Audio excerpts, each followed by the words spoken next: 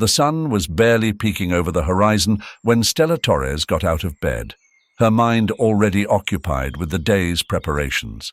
She was a woman of strict routine, every minute of her morning calculated to maximize her efficiency. After a quick shower and dressing in an impeccable suit, she headed to the kitchen, where her daughter Carol was already seated, absorbed in her breakfast and her phone screen. "Good morning, Mum," said Carol without looking up from her phone. "Good morning, Caro," replied Stella, as she poured herself a cup of coffee. Her eyes fell on the pile of documents and notes on the kitchen table. "Today is an important day. We have to prepare well for the speech this afternoon." Carol nodded distractedly, more interested in the latest messages from her friends than in her mother's political concerns. "Yes, I know. I hope everything goes well." Stella sat down opposite her daughter and began to go over her notes. Her lips moved silently as she read, rehearsing the words she hoped would capture the attention and support of voters. "This town needs a change, Carol. We need strong leadership that addresses the homelessness crisis once and for all." Carol looked up from her phone, her eyes reflecting a mixture of concern and weariness. "Mom, don't you think we should try to understand those people more instead of just wanting to fix them?" Stella frowned, her gaze hard and determined. "Caro, empathy is important, but so is action. We cannot allow this situation to continue to deteriorate our city. People are tired. They want solutions, not nice words." Carol sighed, knowing that any attempt to soften her mother's stance would be futile. She finished her breakfast in silence, while Stella reviewed the key points of her speech one last time. The clock struck 8 o'clock as mother and daughter left the house. The morning air was fresh, and the streets of the small town were beginning to bustle with activity. They got into the car, and Stella started the engine, her mind already on the event that awaited them. "Today, after the speech, we have a meeting with the campaign committee," said Stella as she maneuvered through the narrow downtown streets. "We need to make sure everything is ready for the final week before the election." Carol looked out the window, watching people start their day. On one corner she saw an elderly man rummaging through a garbage container, and her heart sank. It was a common scene in her city, one that always filled her with sadness. "Mum, have you thought about doing more than just promising evictions and more police? Maybe we could offer aid programs, something that really makes a difference." Stella gripped the steering wheel, her eyes fixed on the road. "Caro, empty promises solve nothing. We need firm measures. People want to see results, not just hear good intentions." The car stopped at a traffic light, and Carol took the opportunity to observe her mother. Stella was a strong woman, but sometimes she seemed to forget that behind every social problem were human beings with complex stories. "I know, Mom, but—" Before she could finish, the light changed and Stella accelerated, ending the conversation. They arrived at the venue, a small auditorium in the town center. Outside, a group of supporters had already gathered, some with banners of support, others with expectant looks. Stella got out of the car with the grace and confidence of a seasoned politician, while Carol followed closely behind. Inside, the campaign team greeted them with smiles and words of encouragement. "Friends, neighbors, citizens of our beloved town," she began, her clear, firm voice echoing through the auditorium. "We are here today because our city faces a crisis that has been ignored for too long. Homelessness and criminal activity are out of control, and it is time to take decisive action. I promise to work tirelessly to restore safety and dignity to our streets," Stella continued. "Together, we can make our city a better place for all." The applause was deafening. Stella descended from the stage, satisfied with the audience's response. But as she shook hands and received congratulations, her mind returned to her daughter's words. Perhaps, she thought, there was more than one way to approach a problem after all. Carol approached her mother, her face serene, but her eyes full of questions. "Ready to go?" Stella asked. Carol nodded, and together they left the auditorium, preparing to face the rest of the day and perhaps reconsider some of their approaches.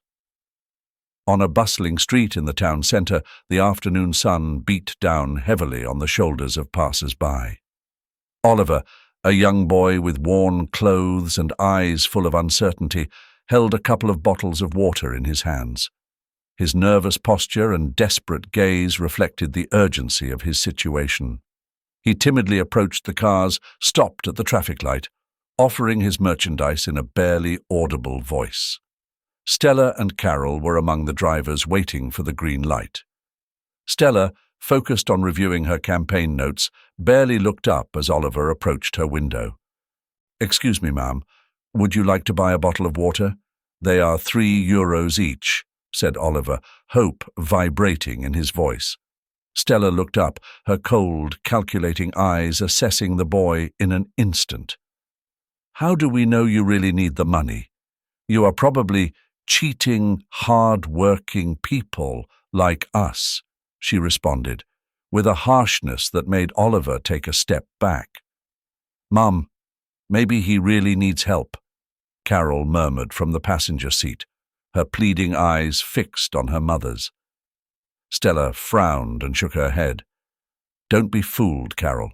These people know how to take advantage of our compassion.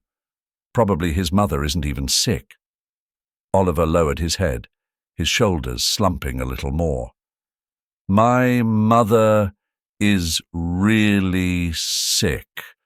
I'm just trying to earn some money to buy her food," he insisted, his voice weaker now. "And how do I know it's not all a trick to get easy money? No, we're not buying anything. Get out before I call the police," said Stella, her tone final and uncompromising. Carol looked at Oliver, her eyes full of empathy. She could see the genuine despair on his face. "Mom, can't we do something for him? Just a bottle of water," she suggested softly. Stella let out an exasperated sigh. "Carol, we can't help everyone who asks us for something on the street. We must be practical. Now close the window." Carol obeyed, but her gaze followed Oliver as he walked away dejectedly, rejected once again. The traffic light changed and Stella started the car, her mind already focused on the next event on her agenda, but in the passenger seat, Carol couldn't stop thinking about the young man they had just rejected. As they drove, the conversation remained tense. Stella tried to steer the subject towards her campaign, but Carol was lost in her thoughts, worried about Oliver's fate. Every time they passed a corner where homeless people gathered, she felt a pang of guilt. They arrived at their destination, a modern office building where Stella had a meeting with her campaign team. Stella turned off the engine and turned to Carol. "I hope you understand that, in politics, we must be firm. We can't let ourselves be manipulated." "I understand, Mom, but I still think we could have helped him," replied Carol, her voice soft but firm. "Your compassion is admirable, Carol, but we can't solve all the world's problems. Now come on. We have an important meeting," said Stella, closing the subject. They entered the building and headed to the conference room. While Stella discussed strategies with her team, Carol sat in a corner, still reflecting on the encounter with Oliver. She couldn't get his desperate look and the feeling that there was something more they could have done out of her mind. After the meeting, on their way home, Carol looked out the window, unintentionally searching for Oliver in the crowd. Finally, she spoke again. "Mum, what if he was right? What if he really needed our help?" Stella sighed, trying to find a way to explain herself. "Carol, in life, There are many people who need help, but we have to choose our battles. We can't let every story affect us to the point of losing sight of our goals." Carol nodded, but in her heart she knew that this was not the end of her concern for Oliver. Empathy and doubt would accompany her, shaping her perspective, and perhaps her mother's as well. The small Spanish town continued its daily struggle, but for Carol, a new understanding was beginning to blossom. The yoga studio was filled with natural light that filtered through the large windows. Carol, dressed in simple sportswear, entered the room with other people, trying to remain calm.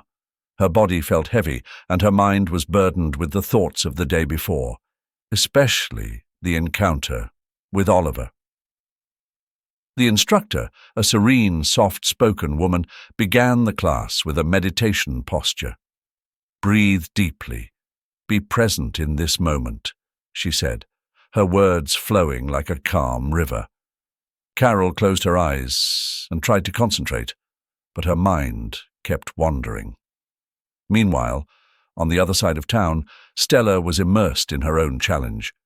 The campaign event had drawn a large crowd, all waiting to hear her solutions to the town's problems. Stella, with her firm posture and determined gaze, took the stage and began her speech. "Friends, our city faces serious challenges, but together we can overcome them. We need strong leadership that is not swayed by unfounded compassion," she proclaimed, her voice resonating with authority. Back at the yoga studio, the class progressed to more demanding postures. Carol struggled to maintain her balance in the tree pose, but a dizziness began to overtake her. "Don't give up," she told herself, trying to ignore the growing feeling of nausea. The instructor noticed her struggling and approached softly. "Carol, breathe deeply and listen to your body. Don't push beyond your limits," the instructor advised kindly but firmly. Carol nodded, grateful but determined to continue. At the event, Stella continued her speech, touching on key points about how she planned to address homelessness and revitalize the economy. "We cannot allow our city to be taken over by those who do not contribute. We need concrete and decisive actions," she stated, earning applause from the audience. Carol, meanwhile, was trying to hold the warrior pose, feeling her legs shaking under the effort. Each inhalation felt like a mountain she had to climb. "You can do it," she thought, remembering her mother's words about the importance of determination and strength. The yoga class was coming to an end with a final relaxation. Carol lay back on her mat, feeling the cold sweat on her forehead and the rapid beat of her heart. "Maybe Mom is right to be strong," she thought, but a part of her couldn't ignore the need for compassion and empathy she felt for people like Oliver. At the campaign event, Stella concluded her speech on a note of defiance and hope. "Together, we can make this town a better place. We must not give in to weakness, but face our problems with courage and determination," she declared, receiving another round of applause. As Carol left the yoga studio, she felt exhausted, but also clearer in her mind. "I can't stop feeling what I feel," she thought, her heart heavy with the emotions of the day. The midday sun beat down on the deserted highway. Stella was driving home after an intense campaign meeting. Suddenly, her car began to emit a thick, white smoke. "What the hell?" she muttered, pulling the steering wheel to the side and parking on the shoulder. Frustrated, she got out of the car, waving her hand in front of her face to clear the smoke. "Perfect. Just what I needed," she said, kicking one of the tires. Her cell phone had no signal and there was not a soul in sight. Stella sighed and opened the hood of the car, not really knowing what she was looking for. The situation made her feel powerless, something she deeply hated. In the distance, a figure approached. It was Oliver, the young man she had harshly rejected a few days earlier. He was carrying a backpack and walking briskly towards her. "Ma'am, do you need help?" he asked, keeping a respectful distance. Stella looked at him suspiciously. "You again? What are you doing here? I don't need your help," she said coldly. "I was just passing by. I saw the smoke and thought maybe I could help. I know a little bit about mechanics," replied Oliver, with a calmness that contrasted with Stella's hostile attitude. "Mechanics? Or are you looking for an opportunity to steal something?" retorted Stella, crossing her arms over her chest. Oliver sighed, knowing that anything he said could be misinterpreted. "Really, ma'am, I just want to help. If you let me take a look, I could see what's wrong with the car." The tension in the air was palpable. Stella looked at him suspiciously, her eyes studying him as if he were a criminal. Finally, with no other options in sight, she took a step back and allowed him to approach the car. Oliver opened the hood and looked at the engine. "Looks like it's overheated. Do you have any water?" he asked, pulling a bottle from his backpack. "Water? What are you going to do with that?" Stella asked, still doubtful. "I'm just going to pour a little on the radiator so it stops smoking." "Don't worry. I'm not going to steal anything from you," Oliver said, carefully pouring the water. Little by little, the smoke began to dissipate. Stella watched in silence, her thoughts a mixture of disbelief and something akin to shame. "Is that all?" she asked when the engine stopped smoking.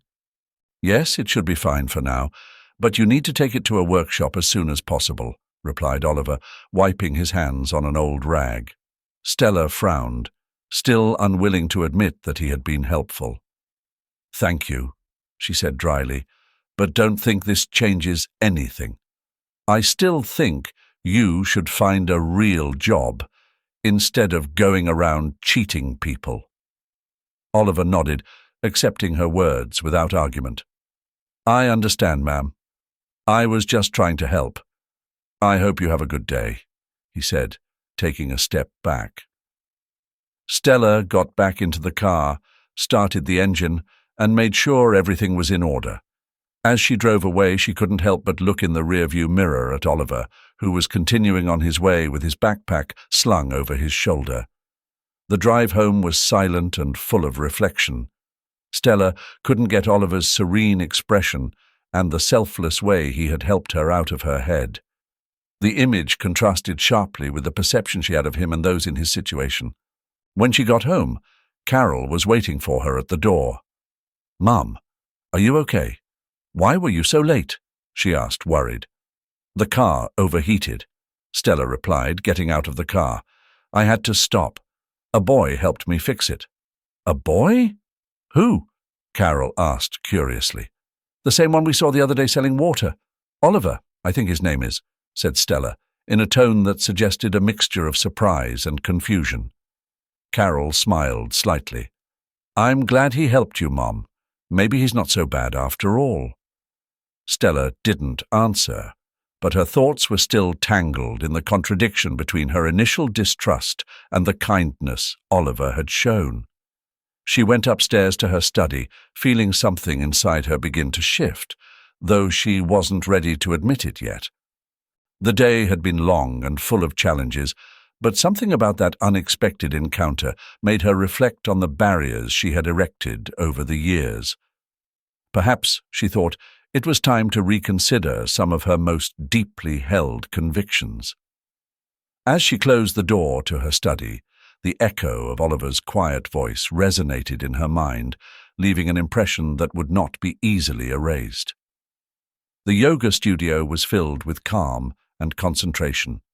The gentle instructions of the yoga instructor resonated in the atmosphere as the participants moved slowly from one pose to another. Carol, despite her determination, felt her body fighting against her.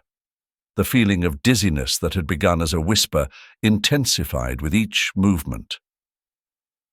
"Breathe deeply and hold the warrior pose," said the instructor, her voice calm and serene.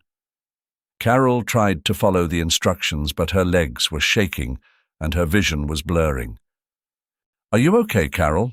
asked the woman next to her, noticing her pallor. "Yes, just a little dizzy," Carol replied in a thread of voice, trying to stay put. But her body had other plans. She felt everything spin around her, and before she could react, everything went black, and she collapsed to the floor. Panic quickly spread among the participants. The instructor rushed to her side, trying to remain calm. "Someone call an ambulance!" she shouted as she tried to revive Carol. At that moment, Oliver was passing by the studio window. He had finished selling the few bottles of water he had left and was on his way to his next destination.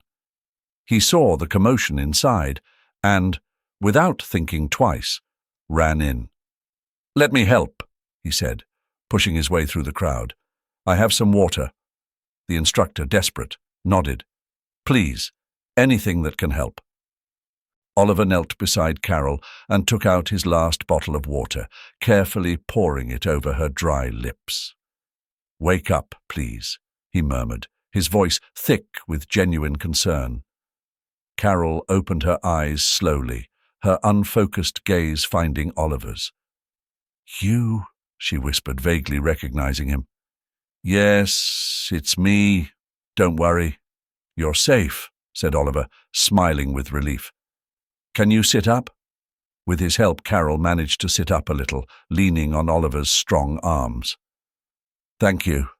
I don't know what happened to me," she said, her voice still weak. "You seem very weak. Have you eaten anything today?"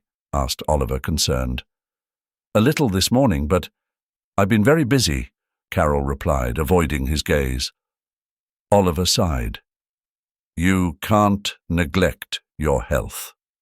Here, have some more water," he said, offering her the bottle. The sun was beginning to set, casting long shadows over the entrance to the yoga studio. Stella parked her car hastily, her mind still occupied with the series of meetings and speeches she had had throughout the day. She got out of the car and headed towards the entrance, looking for Carol. As she rounded the corner, she saw her daughter sitting on the floor, still weak, with Oliver by her side. "Carol, what happened?" exclaimed Stella, running towards her. Carol, visibly tired but conscious, looked up. "Mom?" "I'm fine. Oliver helped me when I fainted." Stella frowned, her gaze darting from her daughter to Oliver. "What are you doing here? Get away from her," she said, her voice sharp and full of distrust. Oliver raised his hands in a gesture of peace. "I was just trying to help her, Mom. She fainted in class and I gave her some water." Stella didn't listen. She took out her cell phone and quickly dialed a number. "Police. I need a unit at the yoga studio. A young man is trying to rob my daughter," she said, her voice trembling with fury and fear. "Mom, no, please," Carol pleaded, trying to get up. "He wasn't robbing me, he was helping me." Stella ignored her and turned to Oliver. "Don't move until the cops get here." The minutes passed slowly.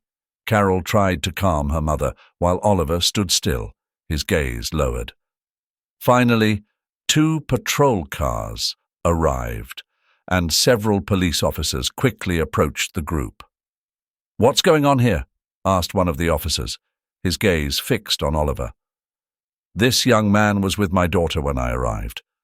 I think he was trying to rob her," Stella explained, her voice firm. "Mom, please listen," Carol said, her voice shaking. "Oliver helped me. I fainted in yoga class and he gave me water.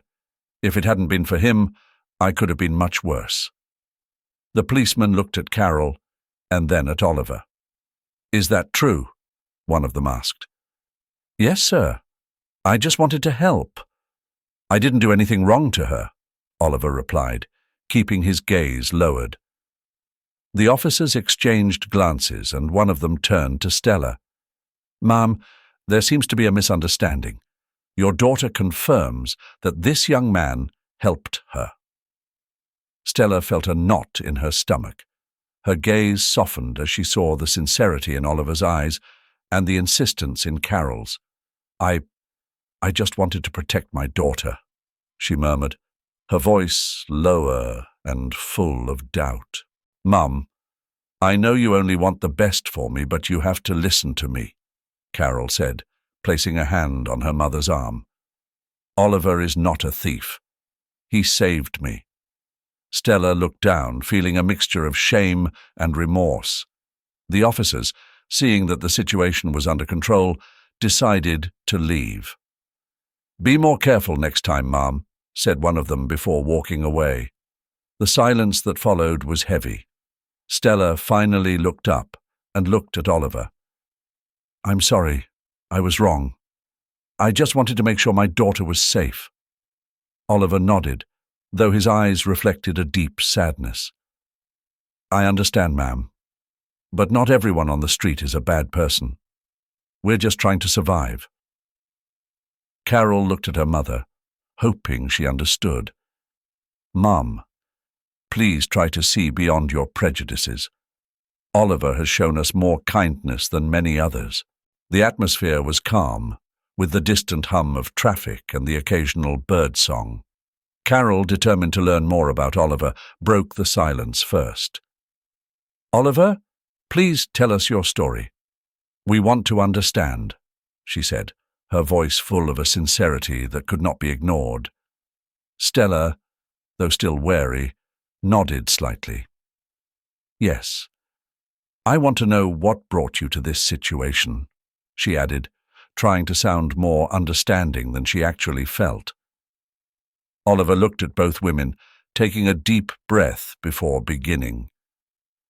"It all started a few years ago," he began, his voice calm but laden with a latent sadness. "We lived a modest but happy life. My mother, Maya, worked as a nurse and I was in school. We didn't have much, but we had each other."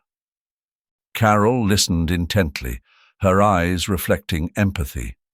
Stella, though still a little stiff, forced herself to keep an open mind. "What happened next?" asked Carol softly. "One day, my mother started coughing a lot. At first we thought it was just a cold, but the coughing wouldn't stop. Finally she went to the doctor and she was diagnosed with lung cancer," Oliver explained, looking down. "It was devastating.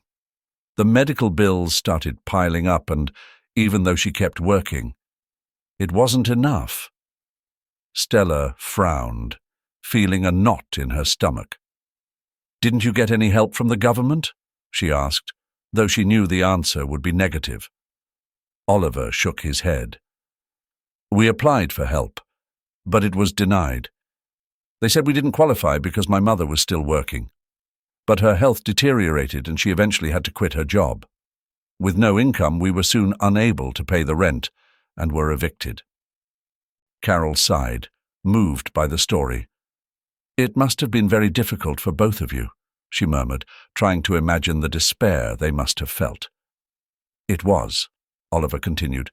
"We went from living in our house to sleeping in shelters and, eventually, on the street.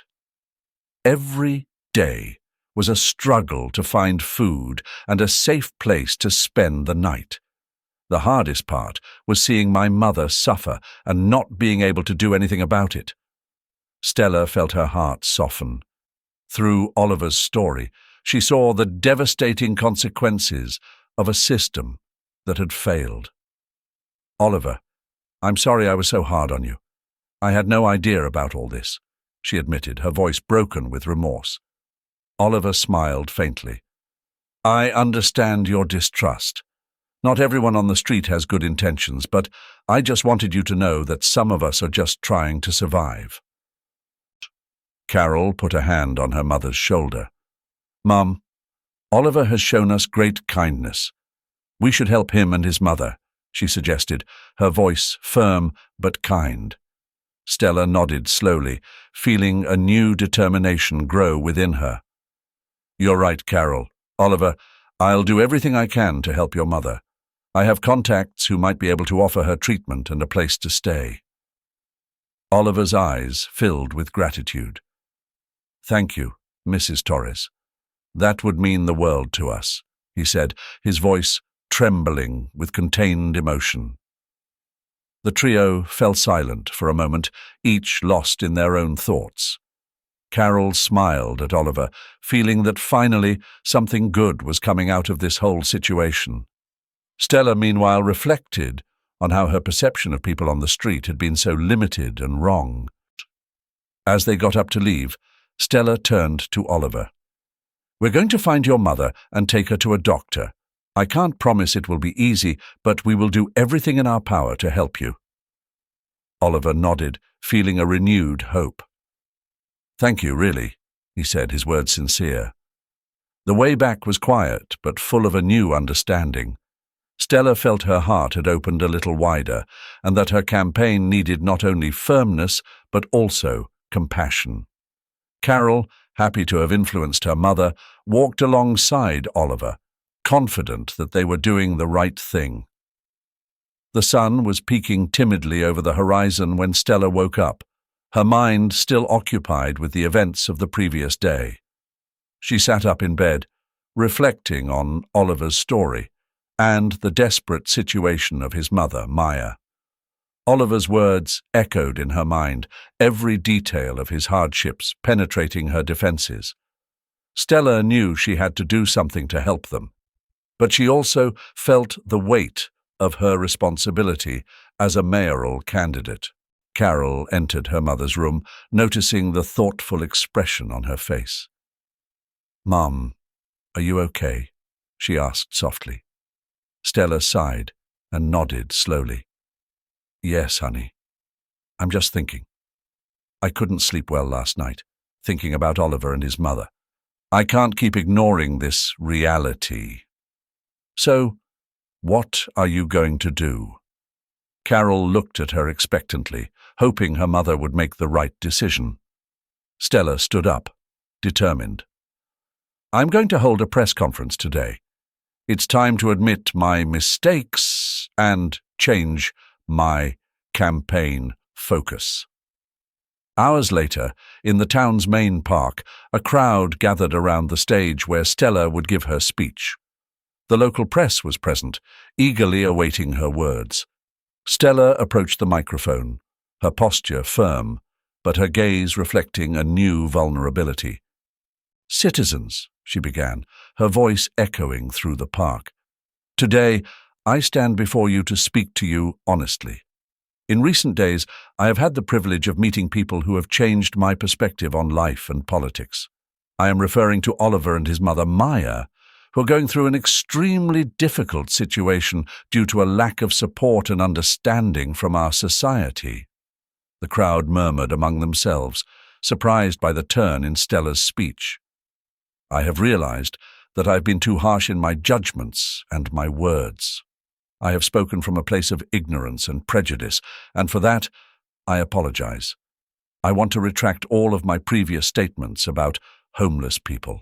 They are human beings who deserve our help and compassion." Carol, standing at the edge of the stage, watched her mother with pride. She knew this was not easy for her, but it was necessary. "Starting today, my campaign will focus on providing real support to those who need it most. I will propose policies that ensure that no one is left without a roof over their heads due to a lack of resources. I will work to ensure that everyone in our community has access to healthcare and essential services." Stella looked out at the crowd, noticing the mixture of surprise and approval on the faces of the people. This is not a decision made lightly. It is the result of deep reflection and a genuine change of heart. I ask for your support in this new approach and that we work together to create a more just and compassionate community. The applause that followed was warm and resonant. Stella smiled, feeling a burden lift from her shoulders. She knew this was just the beginning, but she was ready to move on. At the end of the press conference, Stella and Carol headed to the small park where they had met Oliver and Maya. They found them sitting on a bench, Maya still frail but with a grateful smile as she saw them arrive. "Hello, Oliver." "Hello, Maya," Stella greeted warmly. "I want to offer you a place in our home until we can find a more permanent solution. I know this won't solve all your problems, but it's a start." Maya looked at her son, her eyes filled with tears. "I don't know how to thank you, Stella. This means so much to us." "You don't need to thank me, Maya. It's the least I can do after all you've been through," Stella replied, taking a small piece of paper from her pocket. "Here's our address. You can come any time." Oliver took the paper, his hands shaking slightly. "Thank you, Mrs. Torres." Back in her car, Stella felt a mixture of emotions. She knew she had made the right decision, but she also understood that the real work was just beginning. As they drove home, Carol took her mother's hand. "Mom, I'm proud of you," Carol said, her voice full of admiration. "Thank you, Carol. I couldn't have done it without you," Stella replied, feeling a renewed hope for the future. The warm afternoon sun streamed through the windows of Stella's house, filling the space with a soft, welcoming light. Stella, still energized from the recent shift in her campaign, bustled around the kitchen preparing a special meal. Carol helped her, setting plates and cutlery on the dining room table. "Mum, do you think they'll accept our invitation?" Carol asked, her voice full of anticipation. Stella smiled and nodded. "I'm sure they will. They've been through a lot and need a safe place." A few minutes later, the doorbell rang. Carol ran to open the door, finding Oliver and his mother, Maya. Oliver was carrying a small bag with some belongings, and his mother was in a wheelchair with a shy smile. "Welcome," Carol said, stepping aside to let them pass. Stella approached and greeted Maya warmly. "Thank you for coming. Please, make yourselves at home." Oliver nodded, though with a hesitant expression. "Thank you, Mrs. Torres. It's very kind of you." Stella shook her head. "Please, call me Stella. We're friends now." They settled at the dining room table where a succulent aroma of homemade food filled the air. Dinner began with an initial silence, broken only by the clinking of utensils and murmurs of courtesy.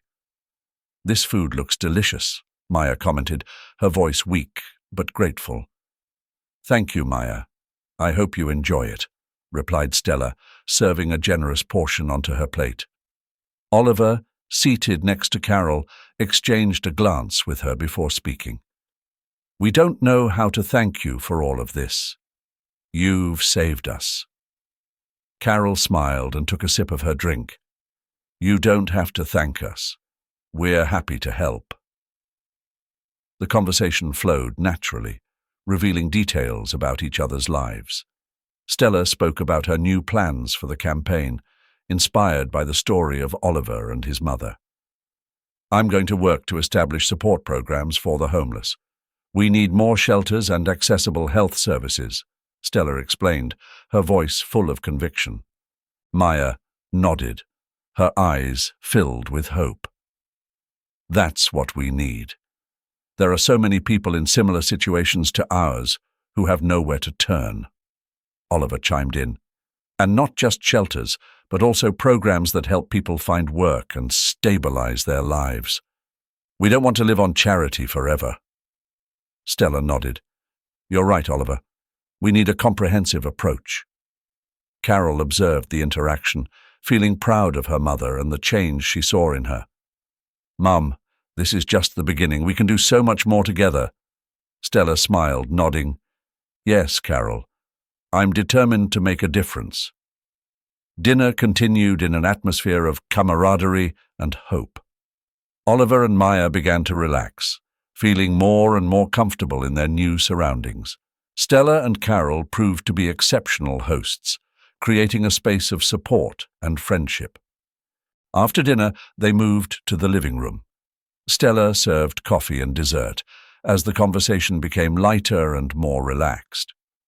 Oliver and Carol talked about their interests and dreams, finding common ground and strengthening their friendship.